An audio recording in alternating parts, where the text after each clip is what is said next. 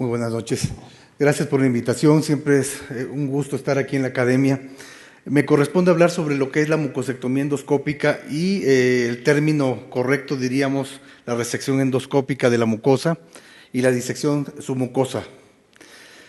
Normalmente este tipo de técnicas las empleamos para resecar cánceres incipientes que corresponden a lesiones confinadas a la mucosa o a la submucosa que no compromete la muscular propia, que es independiente de la presencia o ausencia de ganglios o de metástasis. Pero las características de la lesión nos van a permitir ver que hay pacientes que requieren abordaje quirúrgico y obviamente, aunque es de menor intervención, el abordaje endoscópico son procedimientos complementarios. Esto quiere decir que la remoción de tejido neoplásico, tanto del esófago, de estómago, duodeno o colon, tenemos un arsenal endoscópico como es la polipectomía que mencionaba el doctor Gallo, la resección endoscópica de la mucosa y la disección endoscópica de la submucosa, que son abordajes totalmente diferentes. Pero ¿cómo elegimos la técnica adecuada? Esto va a depender del tamaño, de la forma y obviamente de la histología de la lesión a tratar. Pero para tratar necesitamos pacientes e identificar casos que sean candidatos a cualquier procedimiento y para ello siempre es importante recordar la historia natural de la enfermedad. Todo tiene un comienzo biológico. Esta etapa es muy importante para estas técnicas que es el diagnóstico precoz posible donde no existen síntomas ni signos. Esto quiere decir que ya existen cambios moleculares, histológicos o morfológicos. Desgraciadamente la mayoría de nuestros pacientes llegan en estas etapas clínicas que es el diagnóstico clínico usual donde aparecen signos y síntomas y desgraciadamente también cuando ya llegan en etapas clínicas avanzadas de la enfermedad. Es decir, que nosotros requerimos identificar a pacientes asintomáticos, sin riesgo familiar, sin historia de adenomas o de cáncer, y esto corresponde a lo que conocemos como screening o tamizaje. Con ello, podemos identificar pacientes sujetos a cualquier técnica endoscópica. Publicamos recientemente acerca de la detección del adenoma avanzado con la gente de Uruguay, en una detección de pacientes que llegan por síntomas o pacientes que son sometidos a un screening con sangre oculta en heces con una prueba inmunológica, en la cual vemos visiblemente que hay diferencias. En pacientes asintomáticos la tasa de detección de adenoma avanzado fue de 8.9%, comparado con 5.1% en pacientes sintomáticos en una muestra de 1.927 pacientes.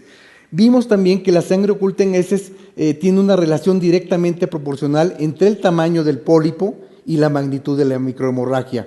Por cada milímetro que crece el tumor, se pierden 35 nanogramos de hemoglobina.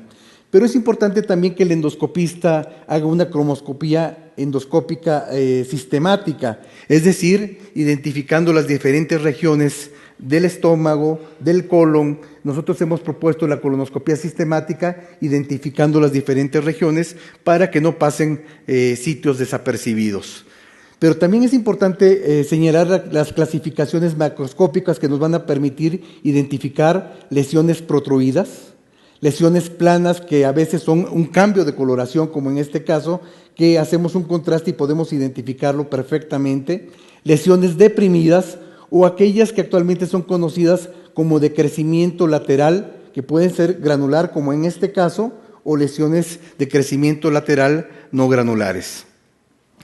También es importante considerar lo que mencionaba el doctor Rivera Ramos acerca del uso del ultrasonido endoscópico como técnica para evaluar no solamente las características de una lesión, sino la invasión hacia capas más profundas como es la mucosa, la submucosa, ya que esto es predictor de invasión linfática, la invasión venosa, pero también invasión a ganglios linfáticos locorregionales.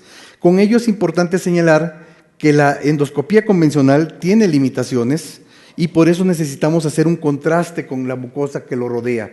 Es decir, nosotros tenemos que situar una lesión y hacer un resaltamiento de la mucosa para poder identificar los márgenes propios de la lesión y considerar si este tipo de lesiones pueden ser sugeridas para un tratamiento endoscópico o deben ser enviados a un procedimiento quirúrgico. Las técnicas, si nosotros tenemos lesiones protruidas, como en este caso, necesitamos hacer una polipectomía. Para eso tenemos un asa de diatermia con la cual pasamos corriente eléctrica, y esta es la imagen esquemática del corte de un pólipo y las características morfológicas de un pólipo con una tasa de éxito muy satisfactoria. Pero a veces tenemos lesiones planas que necesitamos elevarlas y con ello inyectamos sustancias submucosas, y con lo cual hacemos que una lesión plana se vuelva una lesión polipoide y poder resecarlas con asas de polipectomía. En este caso tenemos una lesión en el cuerpo gástrico, hacia cuerpo y antro gástrico, de una lesión bilobulada que correspondió a un cáncer incipiente que con la resección endoscópica de la mucosa fue suficiente paliar. Las indicaciones extendidas para la resección son aquellos pacientes que tienen un adenocarcinoma bien o moderadamente diferenciado, de cualquier tamaño si no están ulcerados, pero si están ulcerados deben ser menores de 3 centímetros, que no invadan la submucosa en su plano más superficial y que no existan signos de invasión a la submucosa media, porque el riesgo de metástasis es muy incrementado. Es decir, colocamos soluciones en la submucosa para elevar esta lesión y posteriormente pasar un asa de diatermia y a través de corriente de corte, a veces combinado con corriente de coagulación, o aditamentos como este capuchón, en el cual requerimos pólipos menores de 1 centímetro, lesiones planas de 1 centímetro, y en la cual podemos resecar lesiones también de estas características más superficiales. Pero todo cambia cuando tenemos lesiones planas o deprimidas. Esta es la imagen esquemática, por ejemplo, de una imagen sésil, una lesión plana de crecimiento lateral. Aquí prácticamente no existe más que un cambio de coloración y aquí está débilmente deprimida. En este caso podemos utilizar la técnica de resección endoscópica que ya describí previamente, o la disección endoscópica de la submucosa. Cuando tenemos lesiones de estas características, vamos a ver el patrón de la mucosa. Tenemos actualmente tecnología que ya fue descrita previamente, en la cual podemos ver y considerar el valor predictor de estas imágenes para considerar si se trata de un adenoma velloso o si ya se trata de un cáncer, y considerar en este caso si el sujeto es candidato a un procedimiento endoscópico terapéutico. En este caso también en el colon tenemos una lesión de crecimiento lateral, es una lesión apenas elevada, en la cual tiene mucho riesgo porque está sobre un pliegue, y a veces es importante considerar que la inyección de la submucosa nos va a disminuir el riesgo de perforación. En el estómago, sabemos que las capas musculares en el estómago distal pues son 3 capas musculares, es una región más gruesa, su grosor es más importante cuando la comparamos con el fondo gástrico, y el riesgo de perforación disminuye ostensiblemente, y vean ustedes estas lesiones extensas que podemos ser tratadas. Entonces, en la disección submucosa todo cambia. Utilizamos un cuchillo de corte como lo que nos presentó el doctor Zárate, pero a diferencia de lo que nos presenta él, tiene una punta de cerámica que nos permite tener un mejor control, y en esta técnica no utilizamos el asa de polipectomía. Requieren varias fases, nuevamente el marcaje de la lesión para ver su extensión, la inyección de la submucosa para disminuir el riesgo de perforación, una incisión circunferencial con un cuchillo y posteriormente la disección. Pero lo más importante en esta técnica también es caracterizar la lesión. Aquí prácticamente puede pasar desapercibida, y cuando utilizamos el índigo carmín podemos ver las características de sus bordes laterales. Con ello, después de la disección, se observan lesiones o lesiones ulceradas amplias y la obtención de un tejido que permite disminuir el error de muestreo, a diferencia que cuando utilizamos las biopsias. Al tener el patólogo más piezas más extensas, puede tener una mayor eficacia en su diagnóstico. Aquí estamos haciendo el entrenamiento en modelos animales utilizando este cuchillo con punta de cerámica, en la cual en el entrenamiento en animal inanimado, en un bloque de tejido porcino, con el cual hemos participado con el doctor Zárate en el entrenamiento a nivel de Latinoamérica, se ha incrementado la destreza de estabilidad. En este caso, por ejemplo, tenemos una lesión extendida prácticamente circunferencial en el recto, que requiere una técnica de una mayor profundidad, como es el uso de esta técnica de disección endoscópica de la submucosa, en la cual previamente fue marcado con una tinción con índigo carmín. En ocasiones tenemos estas lesiones extensas, grandes, que pueden ser resecadas con este abordaje, pero es importante también señalar cómo presentamos la pieza al patólogo, porque cuando quemamos los bordes laterales o la profundidad, no pueden hacer un diagnóstico correcto del diagnóstico histopatológico. Pero nosotros tenemos que considerar que hacer tiene un riesgo. La prevención de una perforación es muy importante porque tiene una mortalidad muy alta, puede no ser remediable y requerir cirugía, requiere un manejo multidisciplinario, incrementa los costos por la hospitalización e incluso tiene implicaciones médico-legales. El método más efectivo sería no intentar, no falla quien no lo intenta. Y esta es una imagen de 1994 que seguramente la tenemos presente. El error está implícito en todo el quehacer humano y obviamente tenemos que considerar cómo disminuir esos riesgos. Y con ello, lo que requerimos en este caso, si vamos a intentar esta técnica, es crear un colchón submucoso bastante extenso. Considerar las áreas como la localización, si hay úlcera o hay tejido radiado, porque con ello se va a incrementar el riesgo de perforación. Si nosotros tenemos una perforación, debemos reconocerla adecuadamente y tan pronto como sea posible y considerar el cierre o la derivación. En ocasiones se produce aire libre radiológico en sujetos asintomáticos y el tratamiento es conservador. En otras ocasiones existe una respuesta inflamatoria muy marcada con peritonitis que requerimos una tomografía y obviamente la consideración de la cirugía. Pero también, como en todo, existen mandamientos en el quehacer endoscópico cuando tenemos una perforación endoscópica. 1. El reconocimiento temprano, identificar aire extraluminal. La cantidad también es muy importante, que a veces no va en relación al tamaño. Considerar que el aire extraluminal no es infeccioso, que a baja presión es una emergencia.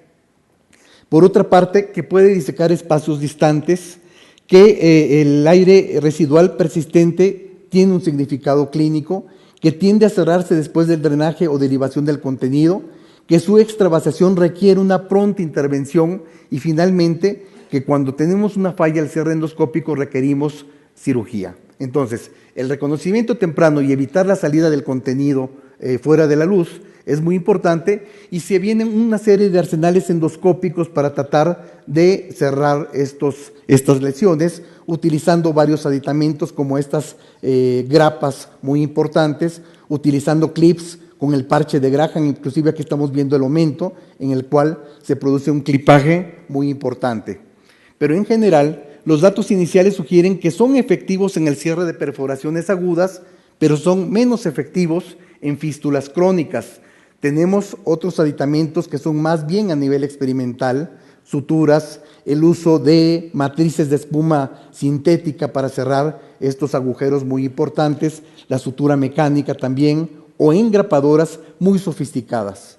Nuestro grupo está trabajando actualmente con la universidad, con el doctor Carrasco, con el doctor Tapia, el uso de sustancias hemostáticas de celulosa oxidada para en sujetos que están con terapia anticoagulante y para ello utilizamos experimento en modelos animales. En la primera fase fue en conejos y posteriormente fue en cerdos, muy factible. También estamos utilizando matrices de gelatina porcina para incrementar ese espacio submucoso. Con ello estamos logrando un efecto disector expansivo y hemostático también en ratas.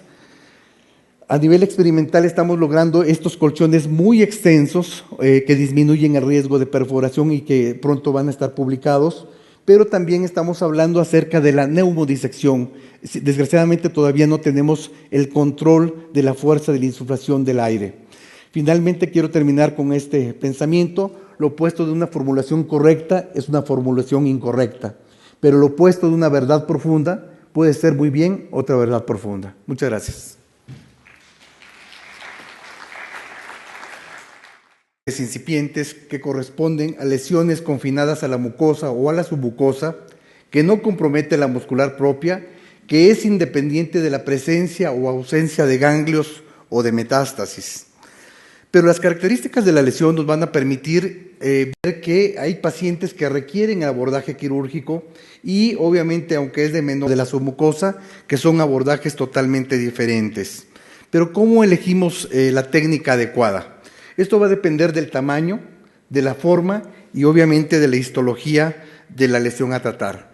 Pero para tratar necesitamos pacientes e identificar casos que sean candidatos a cualquier procedimiento, y para ello siempre es importante recordar. Muy buenas noches. Gracias por la invitación. Siempre es un gusto estar aquí en la academia. Me corresponde hablar sobre lo que es la mucosectomía endoscópica y el término correcto diríamos la resección endoscópica de la mucosa y la disección submucosa. Normalmente este tipo de técnicas las empleamos para resecar cáncer por intervención. El abordaje endoscópico son procedimientos complementarios. Esto quiere decir que la remoción de tejido neoplásico, tanto del esófago, de estómago, duodeno o colon, tenemos un arsenal endoscópico como es la polipectomía que mencionaba el doctor Gallo, la resección endoscópica de la mucosa y la disección endoscópica, la historia natural de la enfermedad. Todo tiene un comienzo biológico. Esta etapa es muy importante para estas técnicas, que es el diagnóstico precoz posible, donde no existen síntomas ni signos. Esto quiere decir que ya existen cambios moleculares, histológicos o morfológicos. Desgraciadamente, la mayoría de nuestros pacientes llegan en estas etapas clínicas, que es el diagnóstico clínico.